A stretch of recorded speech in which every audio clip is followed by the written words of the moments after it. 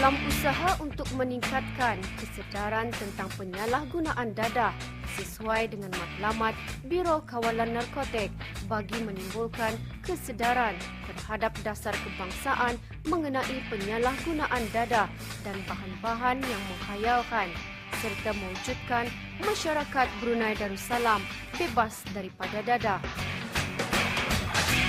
Bagi memperingati masyarakat global tentang usaha-usaha yang dilaksanakan dalam pembenterasan dan pengawalan dadah haram seluruh dunia, maka semua negara-negara di bawah Persatuan Bangsa-Bangsa Bersatu menyambut Hari Menentang Penyalahgunaan dan Pengedaran Dadah Haram setiap tahun.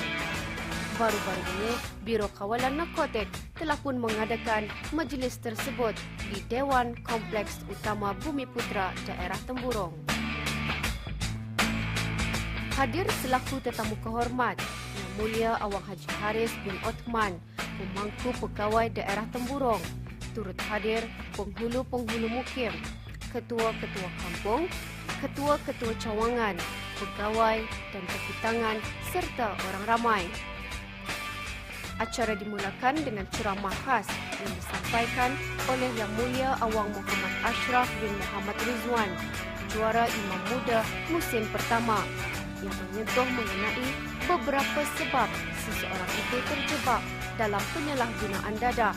Antaranya ialah kurang pengetahuan dan kesedaran tentang bahaya penyalahgunaan dadah, tidak ada ketahanan diri, mudah dipujuk rayu oleh rakan sebaya yang sudah terlibat dengan penyalahgunaan dadah, serta mereka mempercayai dadah dapat menghilangkan rasa malu dan dapat meningkatkan prestasi. Di samping itu juga dapat berseronok dan ingin mencoba, tetapi mereka tidak terfikir dan sedar kesan yang akan dihadapi. Assalamualaikum warahmatullahi wabarakatuh. Ya sudah, sekarang Izzah bersama dengan Imam Muda Ashraf, yang mana pada pagi ini kita telah pun membincangkan ataupun mendengarkan ceramah mengenai dengan Majlis Sambutan Sempena Antarabangsa Menentang Penyalahgunaan Dadah dan Pengedaran Dadah Haram 2011. Jadi Ustaz Imam Muda ya mungkin dapat membincangkan dengan lanjut lagi mengenai dengan ceramah yang telah pun disampaikan tadi. Alhamdulillah, kali ini saya datang ke Temburong, kawasan yang cukup cantik, yang mana sambutan yang cukup, saya rasa cukup memberangsangkan. Walaupun kapasiti populasi penduduk yang tak ramai mana, tapi dia datang untuk memberi sokongan untuk kita sama-sama bincangkan tentang tajuk penyalahgunaan dadah. Dan tajuk khusus pada hari ini, satu suntikan dadah, membius akidah. Maksudnya, dadah ini bukan satu persoalan jenayah semata, tetapi dia ada kaitan dengan agama juga. Apabila dikatakan dadah, maka kita katakan hukumnya haram. Apabila dikatakan hukumnya haram, maka ianya maksiat. Maka maksiat itu perlu ditentang. Dan tentangan terhadap maksiat bukan dilakukan hanya satu pihak, tetapi oleh semua pihak perlu bergabung untuk menentang maksiat dadah dia. Kenapa dikatakan dengan dadah dikaitkan dengan akidah? Akidah itu melibatkan hati kita, cara kita beriktikad dan juga cara kita berfikir. Seandainya kita berfikir di luar garisan yang batasan-batasan syarak meletakkannya, tetapi otak kita tu di luar kawalan, disebabkan pengambilan dadah, maka boleh menjerumuskan kita kepada lorong-lorong ataupun lembah bahaya dalam akidah. Itu dikatakan bahaya dalam akidah apabila kita makan dadah, kita berkata sesuatu yang di luar pada pemikiran kita. Kalau ikut hukum Islam, orang yang sengaja memabukkan diri, apabila dia tersalah dari sudut akidahnya, maka jatuh tersalah akidah. Melainkan dia tidak sengaja, memang dia khayal bangun pada tidur, dia tersilap cakap, itu perkara lain. Tetapi dengan sengaja dia memabukkan diri, dengan sengaja dia menghayalkan diri, lalu dia berkata sesuatu di luar akidah, maka jatuh akidahnya. Sebab itu kita katakan dadah ada kaitan dengan akidah. Kita kena hapuskan benda dadah ni supaya dia tidak merosakkan akidah umat Islam, terutama di negara Brunei ni. Jadi Imam Muda, kita tertariklah juga dengan adanya ceramah-ceramah yang telah pun diadakan di keempat-empat daerah. Jadi mungkin Imam Muda boleh menerangkan dengan lebih jelas sedikitnya mengenai dengan tajuk-tajuk yang diberikan di keempat-empat daerah ini. Kita pelbagaikan tajuk. Pada mulanya kita ada tajuk-tajuk tertentu, tapi bagi saya dengan moderator, kami berbincang untuk meletakkan tajuk melihat kesesuaian audien di depan ni. Siapakah mereka ini? Boleh jadi apabila kami berada di Tutong, di hadapan pelajar-pelajar mahat, pelajar-pelajar ataupun student-student, mungkin tajuk yang lebih muda, tajuk yang lebih sesuai dengan belia digunakan. seperti tajuk relax lah bro. Macam kita gunakan perkataan-perkataan yang santai supaya itu lebih menarik remaja. Apabila kita berhadapan dengan golongan-golongan yang sudah berusia, kita gunakan tajuk tertentu. Tetapi fokus kita hendak menceritakan bahawa kita kembali kepada tema. Tema tahun ini penyalahgunaan dadah, penentangan terhadap penyalahgunaan dadah adalah berkaitan dengan kekuatan rohani. Kekuatan rohani boleh menolak dadah. Ianya cukup memberi kesan kepada semua masyarakat lah Imam ya. InsyaAllah kita cubalah sekadar yang termampu. Jadi akhir sekali Imam Muda ya mungkin dapat memberi kesimpulan daripada keseluruhan yang telah pun disampaikan tadi. Apa yang saya nak simpulkan di sini bahawa apabila kita meletakkan perkataan dadah tersebut pada perkataan yang cukup sensitif bagi kita. Sebagai contoh, kita meletakkan ia sebagai najis. Kita meletakkan dadah sebagai maksiat besar. Kita meletakkan dadah seperti arak. Maka ia lebih takut untuk diambil. Berbanding kita meletakkan dadah sebagai nama-nama sintetik. Dadah sintetik sebagai contoh. Ais, syabu, ecstasy. Nampak glamour. Jadi orang kata kalau ambil pun moden. Apa nak ada masalah, nampak style kalau pakai. Tapi sebenarnya kita gunakan perkataan-perkataan yang buruk. Untuk mereka lebih tersentuh hati mereka untuk meninggalkan dadah. Dan kita nak kempen, kita tidak mahu penyalahgunaan dadah ni dianggap satu maksiat yang biasa.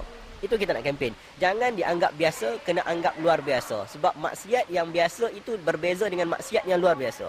Maksiat yang luar biasa, apabila kita kata maksiat yang biasa, kita anggap masyarakat biasa, maka itu sebenarnya mengundang azab Allah.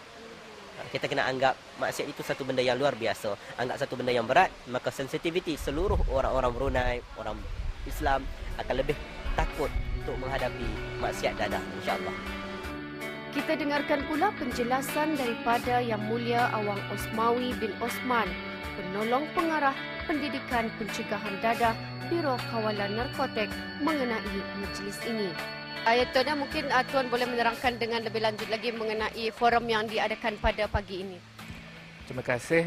Forum ataupun majlis ilmu yang telah diadakan pada pagi ini ada beberapa tujuan sebenarnya sempena sambutan Hari Antarabangsa menentang penyalahgunaan dan pengedaran dadah haram.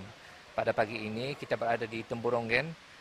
Sambutan pada tahun ini bertujuan antara lain ialah diharapkan dapat menerapkan keyakinan orang ramai bahawa agama Islam adalah sebenarnya juga merupakan kekuatan jati diri seseorang itu yang mampu menangkis segala cabaran dan pengaruh negatif. Dan pendekatan ini juga memberi gambaran bahawa amalan agama Islam dapat memberikan ketenangan jiwa dan minda jika seseorang menghadapi tekanan hidup dan bukannya memilih dadah sebagai jalan keluar. Jadi Tuan, dalam forum yang telah pun diadakan pada pagi ini ada menyentuh mengenai dengan jenis-jenis dadah yang sering disalahgunakan. Mungkin Tuan dapat menjelaskan serba sedikit mengenai dengan jenis-jenis dadah tersebut. Okey, terima kasih sekali lagi. Pada masa ini jenis-jenis dadah yang paling digemari oleh penyalahguna ialah syabu dan ganja. Dua dadah ini yang paling penggunaan yang paling tinggi pada masa ini. Sehingga sekarang pun masih lagi syabu ditangkat yang peringkat yang paling tinggi sekali. Ya, berbanding dengan dadah jenis lain. Dan kalau kita lihat dadah heroin sudah tidak ada di pasaran lagi ataupun berkurangan pada masa ini. Jadi Tuan, jika seseorang tersebut disahkan mengambil dadah, jadi apakah tindakan yang diberikan kepada mereka ini? Ini mengikut kesalahan yang dijalankan, yang dilakukan. Kalau sekiranya seseorang itu memakan dadah, kesalahan pertama ianya akan didenda sekurang-kurangnya 1,500. Itu mengikut hukumannya. Dan kalau sekiranya kesalahan kedua ia akan dipenjara ataupun didenda ataupun kedua-dua sekali. Dan bagi mereka yang mengedar lain lagi penaltinya lebih berat lagi. Dan jika mengedar 50 gram syabu, ia boleh dikenakan hukuman gantung sampai mati. Manakala heroin 15 gram hukuman gantung sampai mati dan ganja 500 gram hukuman sampai mati. Jadi mungkin Tuan boleh menerangkanlah ataupun menjelaskan sedikit mengenai dengan tema yang diberikan pada kali ini dan juga formatnya. Okay. Pada tahun ini sambutan Hari Antarabangsa lebih mencorak kepada keagamaan. Jadinya tema pada sambutan pada tahun ini ialah kekuatan rohani menolak dadah. Dan yang telah apa yang disampaikan oleh penceramah tadi sangat bersangkut paut sekali. Dan pada tahun ini juga kami berlainan format. Selalunya kita akan membuat pelancaran dan sebagainya. Pada tahun ini kita memilih kepada majlis keagamaan, majlis ilmu dengan mendedahkan ataupun dengan menampilkan juara imam muda untuk menyampaikan mesej anti dadah pada tahun ini. Jadi mungkin di masa yang terdekat ini ada perancangan-perancangan lagi yang akan dilakukan oleh pihak BKN sendiri. Okey, untuk hari sambutan Hari Antarabangsa ini kita berterusan 3 hari berturut-turut membawa penceramah khas ini ke 4 daerah, dan selepas itu kami akan meneruskan kempen sepanjang tahun dengan mendekati pelajar-pelajar sekolah di sekolah-sekolah dengan membuat berbagai projek ataupun program pendidikan riadah ataupun educational games dan sebagainya. Ceramah-ceramah memang kita telah tempahan untuk kita sudah almost hari-harilah kita menerima tempahan, dan juga lawatan ke galeri Biro Kawalan Narkotik. Itu kami bukakan kepada orang ramai. Di samping itu kami mengadakan explore race anti dadah dan juga roadshow di daerah-daerah dan juga sekolah-sekolah. Di akhir sekali mungkin ada harapan dan saranan daripada pihak Tuan, silakan. Terima kasih. Sempena Hari Antarabangsa menentang penyalahgunaan dan pengedaran dadah haram ini, Biro menyarankan supaya kita ni semua bersama-sama mengukuhkan rohani dan berganding bahu membentras ancaman dadah kepada negara, dan ianya bukannya terletak kepada kerajaan sahaja, tetapi adalah tanggungjawab setiap individu dalam memastikan negara kita ni terpelihara dan selamat dari ancaman dadah. Memandangkan dadah itu punca penyakit sosial dan masyarakat serta penghalang kepada kemajuan dan pembangunan negara, maka bersempena memperingati Hari Antarabangsa menentang penyalahgunaan dan pengedaran dadah haram, marilah kita meningkatkan kesedaran dan kefahaman terhadap bahaya penyalahgunaan dadah dan berusaha mengawal dan mencegahnya dari memusnahkan anak bangsa dan negara kita. Mudah-mudahan Allah Subhanahu Wa Taala akan sentiasa melindungi dan menyelamatkan anak-anak, keluarga, saudara mara, negara dan agama kita dari sebarang tipu daya dan gejala yang boleh merosakkan. Firman Allah Subhanahu Wa Taala dalam surah Al-Baqarah ayat 168 hingga 169. Tafsirnya, wahai sekalian manusia, makanlah dari apa yang ada di bumi yang halal lagi layak, dan janganlah kamu ikut jejak langkah syaitan, kerana sesungguhnya syaitan itu ialah musuh yang terang nyata bagi kamu. Dia hanya menyuruh kamu melakukan kejahatan dan perkara-perkara yang keji, dan menyuruh kamu supaya berkata dusta.